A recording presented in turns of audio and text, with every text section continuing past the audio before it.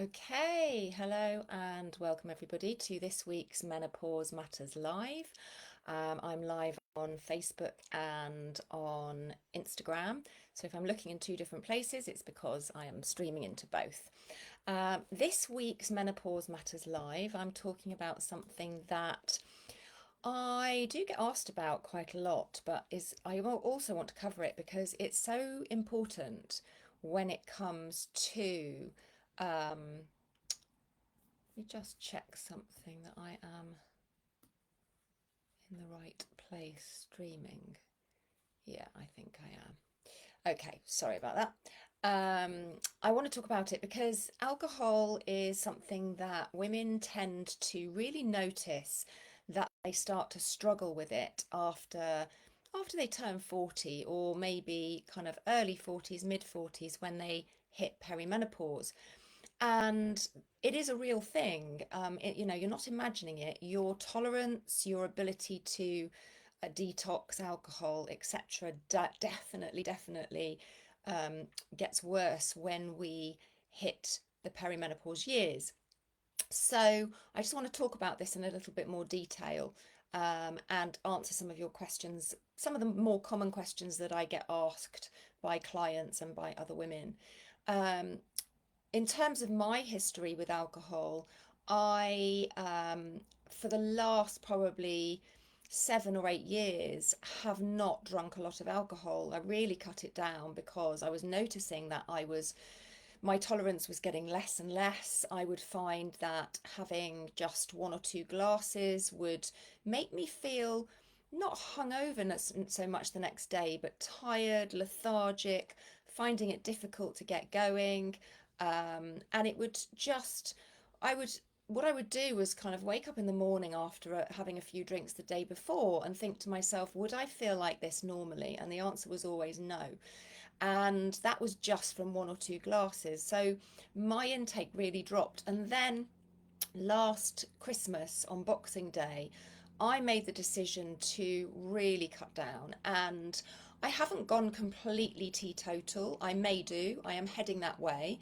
But I don't want to be in a position where if I fancy having, maybe at a celebration and I want to have a glass of champagne or a gin and tonic when I'm on holiday, that I feel that, that I can and that I'm not going to be kind of ruining things. But at the same time, I just don't feel like drinking alcohol anymore. The enjoyment has gone. I certainly don't drink at home. And even when I go out, I rarely drink.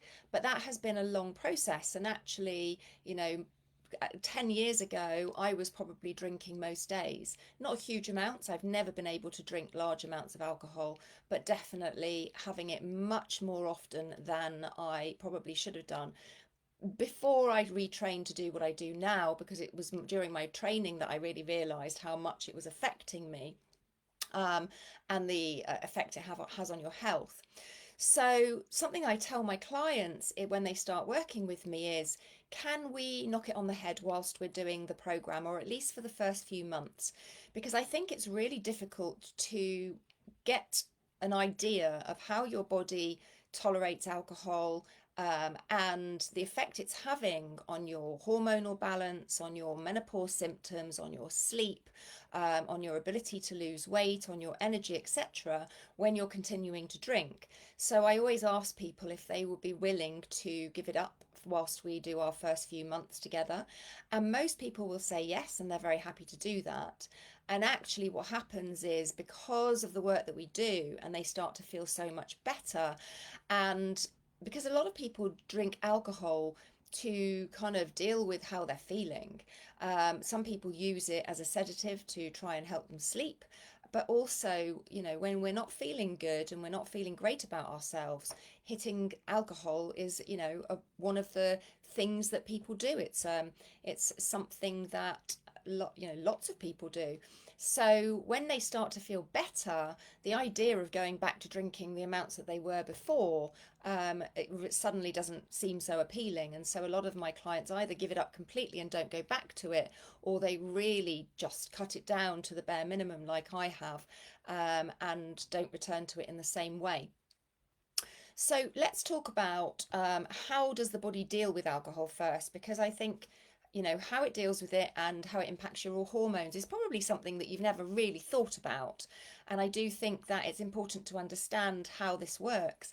So alcohol is absorbed into the bloodstream and it goes to the liver. The liver is responsible for detoxing alcohol. The liver is responsible for detoxing every chemical that goes into the body, has to go through the liver. But alcohol is definitely has to be detoxed by the liver. And the liver metabolizes alcohol through something called oxidation. It breaks it down into harmless, what we call byproducts like acetate. And then enzymes such as alcohol dehydrogenase and aldehyde dehydrogenase, bit of a mouthful, facilitate this process. Alcohol metabolism is always prioritized over other tasks that the liver has to do, such as processing hormones. So if you think about it, the liver has to deal with alcohol first because alcohol has an immediate harm. It poses an immediate harm on the body. It is a very toxic substance. And so the liver will always prioritize it over everything else. And that includes hormones. Now, you may or may not know, it's not something that you probably thought much about, but the liver has to also detox hormones. So we produce hormones from different, you know, different glands in the body, and then they've got to be detoxed through the liver. And so if you are drinking alcohol on a regular basis and you're going through perimenopause and your hormones are perhaps a bit haywire, you've got kind of high estrogen and then low estrogen and etc., the body will always prioritize the alcohol detox over the hormones. So it's something to bear in mind.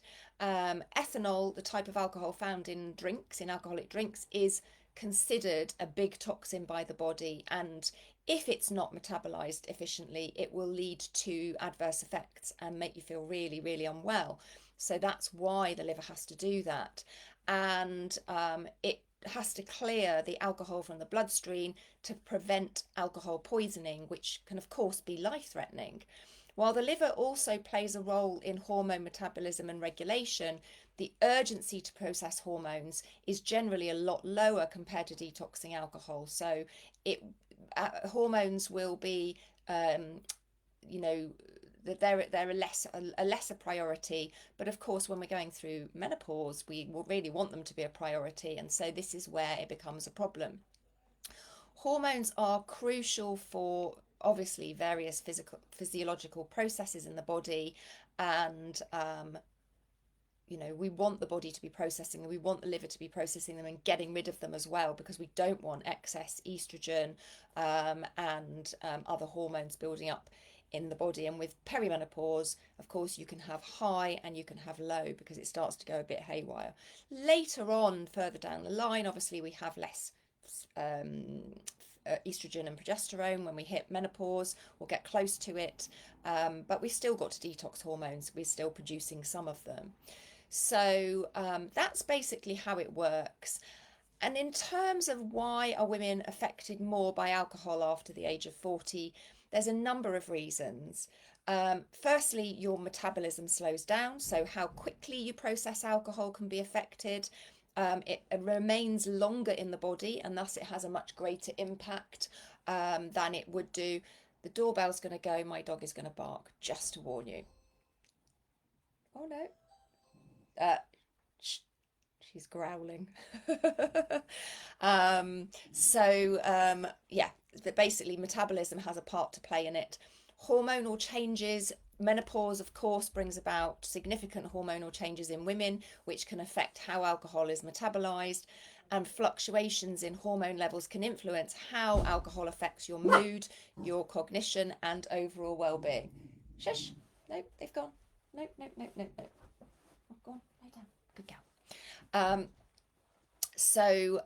That is another thing. Liver function as well. The liver's ability to metabolize alcohol may decrease with age.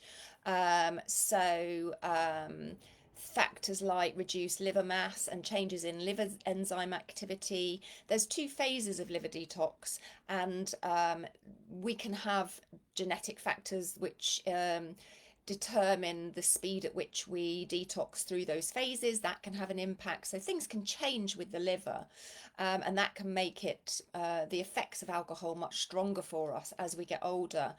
And just general increased sensitivity to alcohol.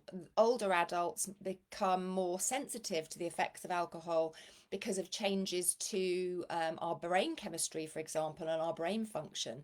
And we become more, have more heightened sensitivity. And that in turn can lead to quicker intoxication. So we get more drunk more easily when we drink alcohol, and increased risk of alcohol related problems as well. And then if we've got co-occurring health issues, so as we age, men and women, but we're talking about women, we may be more likely to experience health issues like blood pressure, high blood pressure rather, diabetes, heart disease, and alcohol can actually exacerbate these conditions and increase the risk of complications. Alcohol has a big impact on our blood sugar, and that in turn has an effect on our risk of diabetes, etc., and our ability to control our blood sugar. And then, as I said, just overall decreased tolerance. Our tolerance of alcohol decreases as we age, and so it can affect our ability to deal with alcohol. So I'd love to hear your thoughts.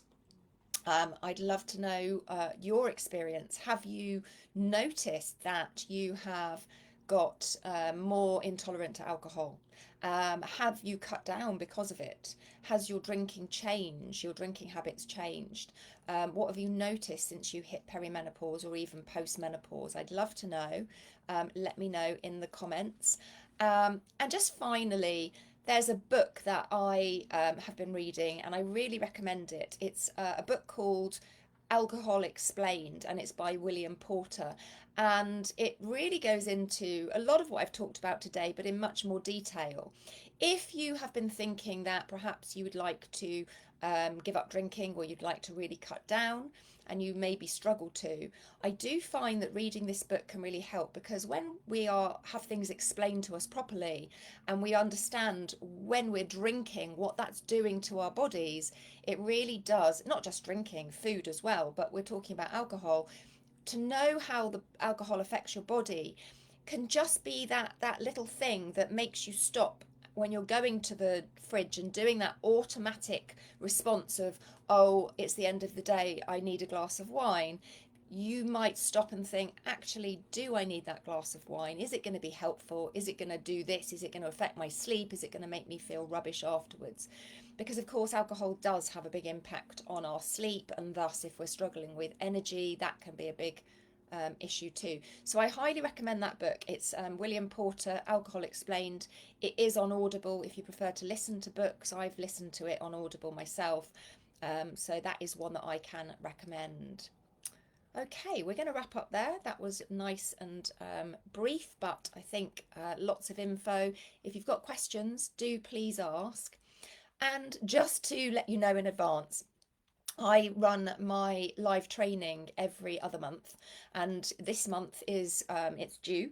I'm running it on the 23rd of May, but this time I am changing it up again. So rather than doing just a masterclass, which is what I've done for the last couple of years, I am actually going to be doing a live training where we are going to be doing a little bit of workshop in it. So we're going to actually be doing some stuff together on the live training with regards to energy and loss of energy, fatigue, motivation, etc.